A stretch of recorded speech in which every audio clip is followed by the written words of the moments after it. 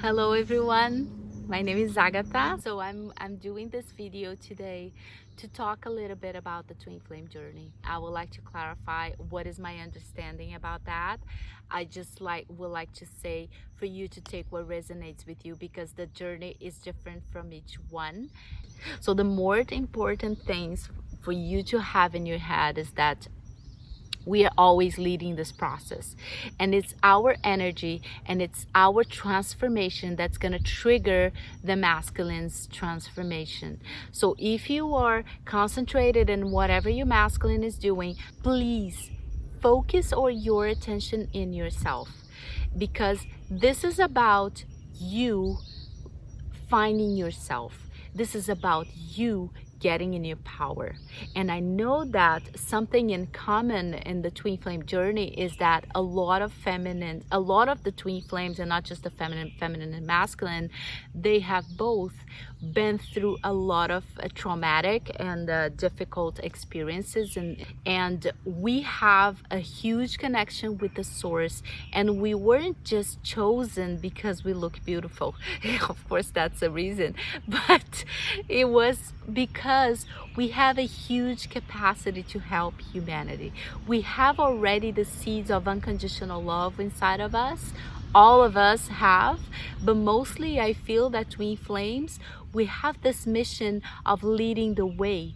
So it's not that we are better than other ones, but that's why the reason we chose to come in sometimes dysfunctional families and go through all the trauma and conflict that we've been through, so we could figure how to make love be born from nothing.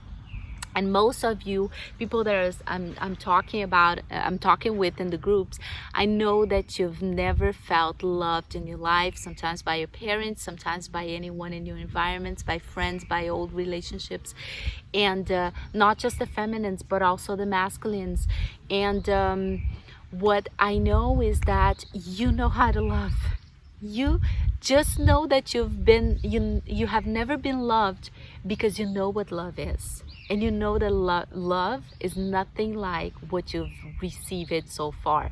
Okay, so the first point is to learn how to love yourself, and this is very important because that's the path from the 3D mentality to the 4D mentality. So when we talk about 3D, 4D, 5D, I'm going to explain a little bit the differences, but basically the 3D is the physical world, is what we call the matrix, right? And it's based in chaos.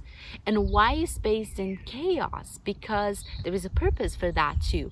Because we cannot acknowledge the light without going through the darkness sometimes.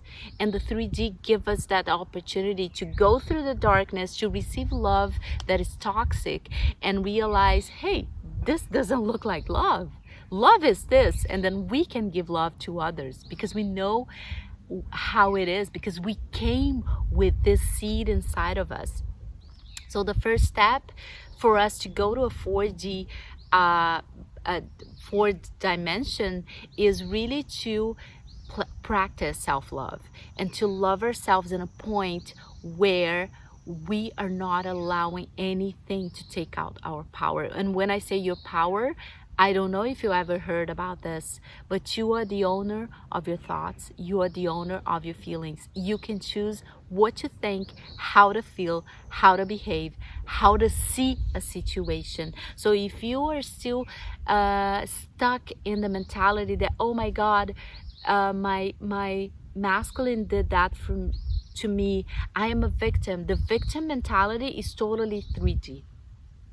And to go out of that, you have to love yourself enough to be honest, to understand that your feelings are in your control.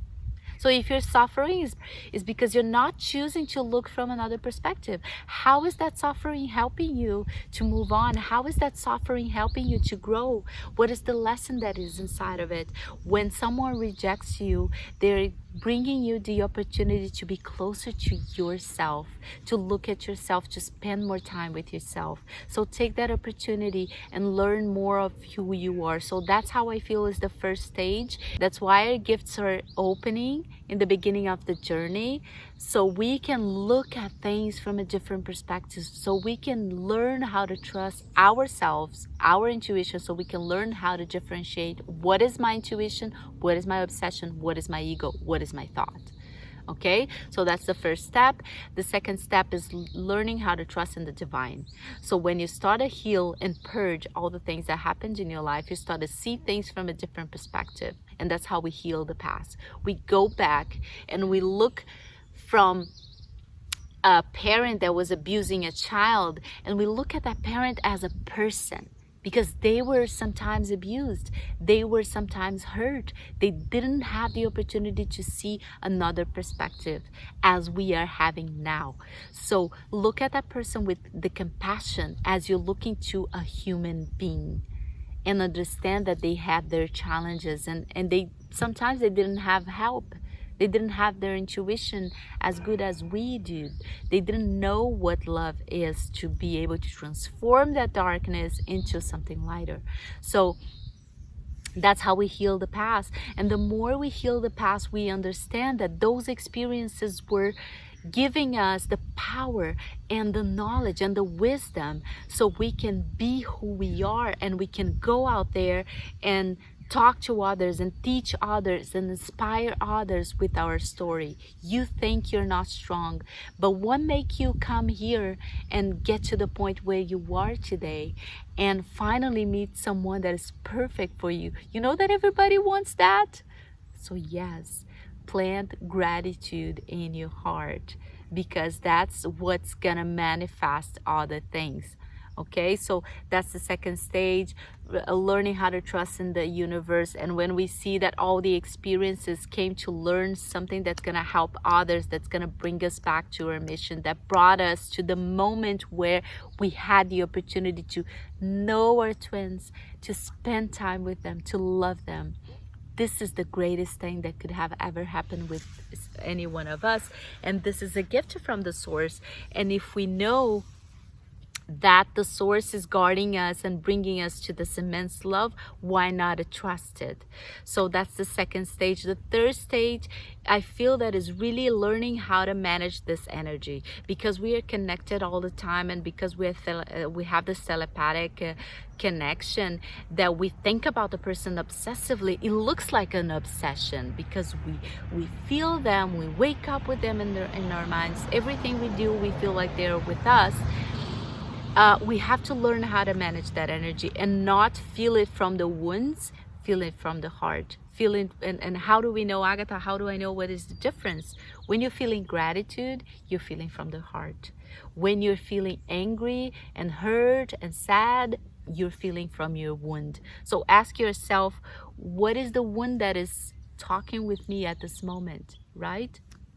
So also the sexual connection that is very strong in most of twin flame journeys is like a trauma bond, because there is a lot of people that they learn how to work their traumas through sexuality, and something that has to be cleared up.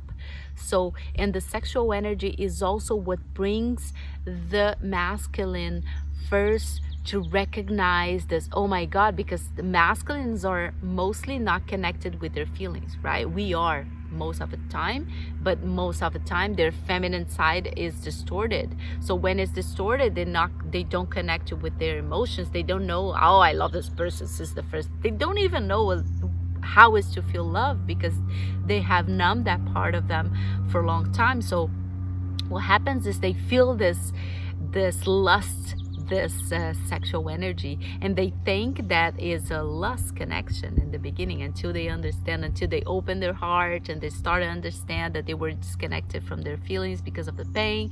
So in the next stage, when the masculines start to open their hearts, and it's gonna happen when we start to work we start to recognize our emotional body. We start to allow ourselves to feel our emotions, even if they're not pleasant, even if they're painful. We have to go to that purge. And when our hearts open and when we get that independency from others to feel, that's when the masculine start to awaken. So what I feel is really that the key thing to maintaining this peace and the connection is to focus on ourselves. I know I feel the masculine all the time. I think about the masculine. I love the masculine. I want to be with them. But if you don't want to be with yourself, how come your masculine will feel that? Your twin is you. Your twin is reflecting to you exactly what you give to yourself. He's going to give to you exactly what you give to yourself. If he's giving you rejection, are you rejecting yourself? If he's giving you coldness, are you being cold with yourself? How much attention are you giving to yourself? So those are the questions we have to ask when we understand that we are awakened and we have the power over this journey, and that the divine is always helping us. So if you don't know something, just ask for help from your guides and from divine. Just sit down and pray, just sit down in meditation, however you feel comfortable to do it. Just talk to the divine and ask it, because in this journey nobody is alone. We're not alone. We have 1,000 angels and love and past ones helping us, because we are not just healing ourselves and our twin, we are healing ancestral trauma, we are healing past life karma. And not just for us, but when we do that, when one person rises their vibration, we get million people with us feeling that vibration is rising, and we uplift these people just by doing the work ourselves. So even if you think, I'm not gonna be with my twin, la la la, all these things, please just do that for the humanity. Just do that for yourself. Do that for yourself, for you to achieve this feeling of peace and balance, because you deserve. After all the experiences that you live for, how come you can't deserve happiness?